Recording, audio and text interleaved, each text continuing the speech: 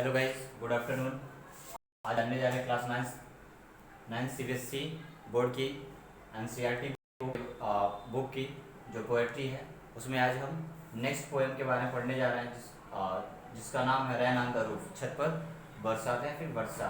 ठीक है, जिसके राइट पोएट है कोर्स किन्नी। आइए थोड़ा इस पोएम के बारे में जानते हैं कि इस पोएम में हमें क्या जानना है, ये पोएम आखिर में क्या है। ठीक है, तो इसके बारे में जानेंगे कि पोएट क्या बताना चाहते हैं हमें इस पोएम के माध्यम से, उनकी क्या एक्सप्रेशंस है इस पोएम में, हम वो चीज़ें जानेंगे। एक्चुअली में ये जो पोएम है यह उस रेनी सीजन के बारे में है। ठीक है, जब बरसात होती है तो उस समय हमारी मेमोरी में क्या क्या चीज़ें आती हैं, क्या क्या चीज़ें हम सोचते हैं, विचारते हैं, किन किन बातों पे हमारा दिमाग विचार करता है, उस पर सोचता है, चाहे वो पास्ट की हो, ठीक है, या फिर आने वाली हो। तो इन सारी बातों के बारे में इस लेसन में हम इस पोएम के माध्यम से समझेंगे। तो आइए देखते हैं कि पोएम क्या एक्सप्रेस करते हैं इस पोएम में, सॉरी पोएट क्या एक्सप्रेस करते हैं पोएम में। कह रहा है पोएम कि when the sky is covered with dark clouds and it starts raining, कि जब आसमान बादलों भरे घने बादलों भरा होता है और वर्षा होने लगती है, अर्थात वर्षा की शुरुआत होती है, तो आगे कह रहे हैं कि have you ever listen to the pattern of soft rain on the roof. तो क्या आपने कभी, ठीक है ना, पैटर्न का मतलब होता है साउंड ऑफ रेन। पैटर्न का मतलब क्या, sound of rain. Pattern mean sound of rain. ठीक है, इसी को हम पोएम में ये भी जानेंगे टिंकल। ठीक है, के अलावा एक और वर्ड मिलेगा जिसे भी हम रिफ्रेन। ठीक है, तो इन तीनों का मतलब ये होगा कि हमें यहाँ पे जो पोएम में एक्सप्रेस किया गया है इसकी मीनिंग जो वो साउंड ऑफ रेन से की गई है। ठीक है, और टिंकल का मतलब होता है साउंड ऑफ रेन, और रिफ्रेन की एक और मीनिंग होती है जैसे repeated sound of a song और अ पोएम। ठीक है, मतलब किसी पोएम में गाने की जो रिपीटेड साउंड होती है, रिपीटेड पार्ट ऑफ साउंड होता है, उस चीज को रिफर करता है। लेकिन यहाँ पे हम किससे रिलेट करेंगे इस पोएम में, साउंड ऑफ रेन, वर्षा की बूंदों से रिलेट करेंगे। ठीक है, तो कह रहे हैं कि क्या आपने वर्षा की उन कोमल विनम्र आवाज को, ध्वनि को सुना है। What thoughts flash through your mind as you heard this melody of nature। Melody means होता है मधुर संगीत। ठीक है, तो मधुर संगीत मतलब कोई अच्छी आवाज जिसको कहते हैं मधुर संगीत। आई होप समझ पा रहे होंगे आप लोग। ठीक है, तो कह रहे हैं what thoughts flash through your minds as you heard this melody of nature। तो आगे पोएम ये कह रहा है कि क्या आपके दिमाग में ऐसे कौन से विचार आते हैं जब आप प्रकृति की इस मधुर संगीत, मधुर ध्वनि को सुनते हैं, अर्थात जब वर्षा की बूंदों को सुनते हैं। ठीक, जब आपको वर्षा की बूंदें सुनाई देती हैं तो कौन कौन से आपके दिमाग में ऐसे कौन कौन से थॉट्स फ्लैश होते हैं। ठीक है, उनके बारे में पोएट हमें पोएट कह रहे हैं कि आगे read the poem to find out what the poet dreamed of while listening to the rain. ठीक है, आगे कह रहा है कि पोएम को पढ़ो और ये पता लगा कि इस पोएम में जो पोएट है, कवि हैं, ठीक है, वह जब वर्षा की बूंदों को सुनते हैं तो वे क्या ड्रीमिंग करते हैं, क्या वे स्वप्न देखते हैं, क्या कल्पना करते हैं, उन सारी चीजों के बारे में पता लगेगा कब, जब हम पोएम को पढ़ेंगे। तो आइए देखते हैं पोएम। कह रहे हैं कि when the humid shadow hover over all the starry shepherds and the melancholy darkness gently weeps in rainy tears.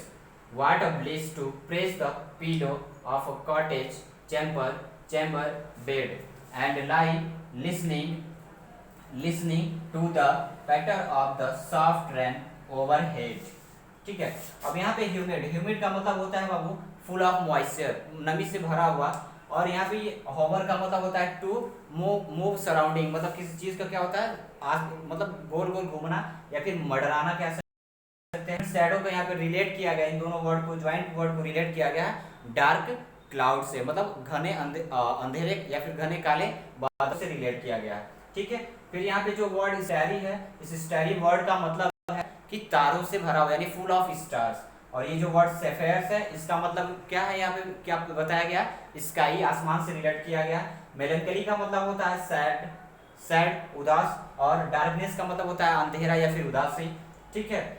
और यहाँ पे जो वर्ड ब्लिस है, इस ब्लिस वर्ड का मतलब है, ब्लिस का मतलब होता है एक्सट्रीम हैप्पीनेस या फिर हैप्पीनेस, प्रसन्नता, अत्यधिक खुशी, ठीक है। और ये जो कॉटेज चेंबर है, इस वर्ड को रिलेट किया गया है बेड रूम से। तो आइए अब इस पोएम को समझने की कोशिश करते हैं। और यहाँ पे जो वर्ड है पैटर, पैटर का मैंने स्टार्टिंग में ही आपको बता दिया, साउंड ऑफ रैन या फिर टिंकल मिस भी क्या होगा, साउंड ऑफ रैन। या रिफ्रेन का मतलब हम क्या समझेंगे इस पोएम में, साउंड ऑफ रैन। या रिफ्रेन की एक और मीनिंग होती है repeated part of, repeated part of a song और पोएम, ठीक है। तो आइए इस पोएम को अब समझते हैं इसकी हिंदी एक्सप्लेनेशन के माध्यम से। कह रहा when the humid shadows hover over all the starry sapphires, जब नमी भरा या फिर आर्द्रता से भरा घना घना काला बादल, ठीक है ना, घना काला बादल आसमान, तारों से भरे आसमान में क्या करता है, मंडराता है। एंड द मेलंकली डार्कनेस, और उदासी से भरा हुआ अंधेरा क्या करता है, जेंटली विप्स इन रेनी टीयर्स, क्या करता है, कोमलता से, विनम्र, जेंटली मींस कोमलता या विनम्रता से क्या करता है कि अपने आंसुओं को क्या करता है, वर्षा के रूप में गिराता है। अर्थात यहाँ पे टीयर्स को, आंसुओं को किससे बताया गया, किससे रिलेटेड किया गया, और रेनिंग से किया गया, अर्थात वर्षा से किया गया है। What a bliss to press the pillow of a cottage chamber bed, कह रहा है कि what a bliss to press the pillow. तो इन चीजों को देख करके आप क्या होता है, पोएट कह रहा है कि वह बहुत प्रसन्न होता है, बहुत खुश होता है, और क्या करता है कि अपनी बेडरूम में, ठीक है, अपने शयन कक्ष में, अपने बेडरूम में क्या करता है, लेट करके अपने बेडरूम में क्या करता है, तकिया को, जो पिलो होता है उसे क्या प्रेस करता है, दबाता है, खुशी के साथ उस तकिया को क्या करता है, दबाता है। And lay listening to the patter of the soft rain overhead, और उसके सर के ऊपर से, अर्थात छत पर जो वर्षा की बूंदें पड़ती हैं, उसकी आवाज को क्या करता है, वह लेट करके, ठीक है, लेट करके अपने बेडरूम में, अपने शयन कक्ष में लेट करके क्या करता है, उस तकिया को सुनाता है, सॉरी, तकिया को क्या करता है, पिलो को क्या करता है, प्रेस करता है, दबाता है, और क्या करता है, उस वर्षा की आवाज से क्या होता है, अपने आप को प्रसन्न करता है, अर्थात उससे आनंदित होता है। नव आगे देखते हैं।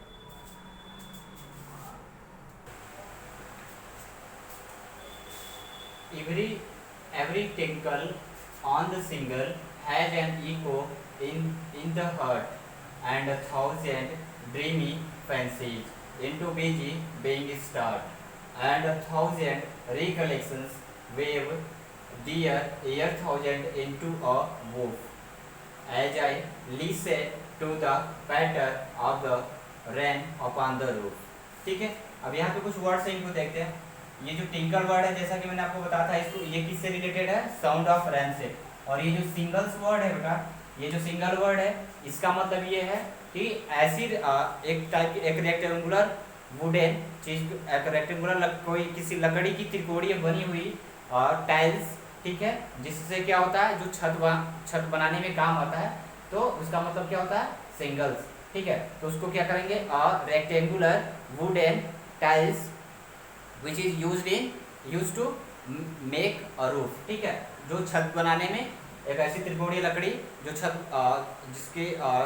जो छत बनाने में टाइल्स के जैसे यूज होती है, ठीक है। इको का मतलब होता है कि रिपीट होना, रिपीटेड साउंड, ठीक है, इको मीन्स रिपीटेड साउंड, ठीक है। और कुछ वर्ड्स यहाँ पे रिकलेक्शन मीन्स होता है कि पास्ट, मेमोरी ऑफ पास्ट की चीजें जो होती है उसे क्या आती है, ऑथर को, सॉरी, पोएट को क्या होती है, वो याद आने लगती है, ठीक है। और एक वर्ड था एनालिसिस, ठीक है, रैन अपन द रूफ, ठीक है। पैटर्न मतलब तो मैंने आपको बता ही दिया कि क्या होता है, साउंड ऑफ रैन। तो देखते हैं, every tinkle on the shingles has an echo in the heart, कह रहा है कि बारिश की प्रत्येक बूंदे जो छत के, जो त्रिकोणीय छत के, त्रिकोणीय टाइलों से बने छत पर पड़ती हैं, गिरती हैं, उन सभी की उनकी जो आवाज है वो क्या करती है, उसे उसके हृदय में उसे इको करती है, अर्थात कि बार बार उसे सुनाई देती है। और इन सारी चीजों को सुन, उसकी आवाज को, उसके पैटर्न को, वर्षा की बूंदों को बार बार उसके हार्ट में सुनाई देने से उसे क्या होता है कि and 1000 dreamy fancies into busy being start, हजारों वे जो सपने होते हैं उसे उसके दिल में आने लगते हैं, उसके दिमाग में आने लगते हैं। And 1000 recollections wave their ear threads into a book, और हजारों जो उसके पास की बीती हुई पास्ट की जो यादें होती हैं, पास्ट की जो चीज़ें होती हैं उसकी मेमोरी में, वे सारी याद आने लगती हैं। और ये सारी बातें उसे इस प्रकार याद आती हैं जैसे कि एक कपड़ा बनाने के लिए क्या किया जाता है, धागों को, थ्रेड्स को क्या किया जाता है, एक के ऊपर एक करके फिर क्या किया जाता है, फैब्रिक बनाया जाता है, और जिससे हम क्या करते हैं, उससे हमारा एक कपड़ा तैयार होता है। तो उसी प्रकार जो पोएट है ये कहना चाहता है कि वर्षा की बूंदों को देख करके, ठीक है, उसे क्या होता है कि उसकी जो भी पुरानी यादें होती हैं वो एक एक करके क्या हो जाती है, वो ताज़ा हो जाती हैं, अर्थात याद आने लगती हैं।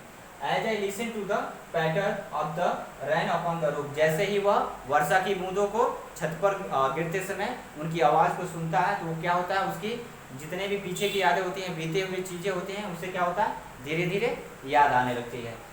नेक्स्ट देखते हैं। Now in memory comes my mother as she used to years agone to regard the darling dreamers ere the she left them till the dawn. I feel I feel her fond look on me as I listen to this refrain which is played upon the singles by the patter of the rain। ठीक है, यहाँ पे जो word list है इसका मतलब होता है लिसन।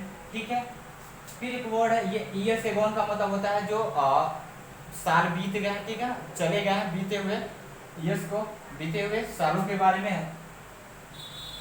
ठीक है, और ये जो डान है, ये जो वर्ड डान है इसका मतलब होता है डे ब्रेक, मतलब जो दिन की शुरुआत होती है उसको बताया गया। और रिफ्रेन का मतलब कि जैसा मैंने आपको बता ही दिया, रिफ्रेन का मतलब क्या, repeated sound, repeated part of a poem और सॉन्ग।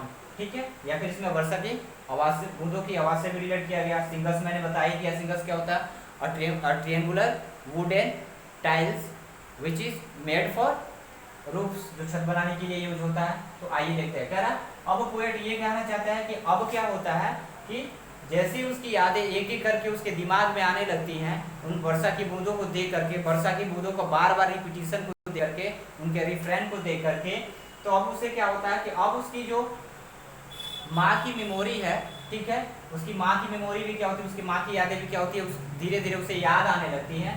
जैसे कि वर्षों पहले वो उसके पास रहती थी, तो उसकी जो भी यादें थी उसकी माँ की, ठीक है, वे सारी यादें उसे क्या होने लगती थी, उसे याद आ रही थी।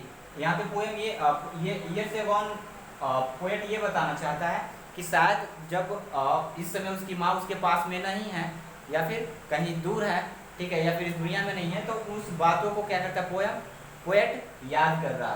To regard the darling dreamers ere she left them till the dawn. अब कह रहा कि अब वही बताना उसकी मम्मी क्या करती थी कि जब तक कि दिन नहीं निकल आता था, तो दिन निकलने के पहले तक उसे क्या करती थी, सोने देती थी, ताकि वह जो सपने देख रहा उस सपने को वह देखता रहे, उसे सोने के लिए छोड़ देती थी, उसे जगाती नहीं थी जब तक कि दिन नहीं निकल आता था। Oh I feel her fond look on me as I list to this refrain. कह रहा है कि मुझे अब मेरी माँ याद आ रही है, ऐसा लग रहा है कि जैसे वो मेरी कहीं आसपास में ही है। जब वह वर्षा की बूंदों की आवाज़ को, उनकी टपटपाहट को, उनके पैटर्न को जब वह बार बार सुनता है, तो उसे क्या कर रहा है, लिस्ट का मतलब होता है लिस्ट, मतलब कि सुनना, जब उनकी ये उसको सुनता है वर्षा की बूंदों की आवाज़ को, अर्थात वर्षा की टपटपाहट को जब वह सुनता है, तब उसे ऐसा लगता है कि उसकी माँ उसके पास में ही है। उसकी माँ की जो यादें हैं वो उसे और आने लगती हैं, अर्थात इस लाइन्स में पोएट जो है वो क्या हो जाता है, इमोशनल हो रहा है, अपने इमोशनल को शो कर रहा है कि पोएट क्या है, वो इमोशनल हो रहा है। Which is played upon the shingles by the patter of the rain, जो वर्षा की बूंदों की जो टपटपाहट है, ठीक है ना, उसे किससे प्ले किया जा रहा है, किसके द्वारा बजाया जा रहा है, तो उस त्रिकोणीय लकड़ी के टाइल्सों से बने हुए छत पर जो वर्षा की बूंदें पड़ती हैं, ठीक, तो उससे उसकी जो आवाज़ है वो उसे सुनाई दे रही है, जिससे उसकी माँ की यादें, ठीक है, या फिर उसके पास्ट की बातें जो भी थी उसे याद आ रही हैं। राइट, तो आई होप आपको समझ में आया होगा। अगर एक बार में ना समझ में आए तो वीडियो को 2-3 बार प्ले करके, ठीक है, सुने, देखें, समझें, ठीक है, कंसंट्रेशन के साथ आपको जरूर समझ में आएगा। और जो मैंने वर्ड्स बताया है अंडरलाइन कर करके, इन वर्ड्स को वीडियो को पॉज करके वर्ड्स को लिखिए, पहले उन्हें याद कर लीजिए, उसे मेमोराइज कर लीजिए, फिर आराम से बैठ करके सुने, ताकि अच्छे से आपको पोएम क्लियर हो पाए। Okay, thanks for today and take care, God bless you, नमस्कार।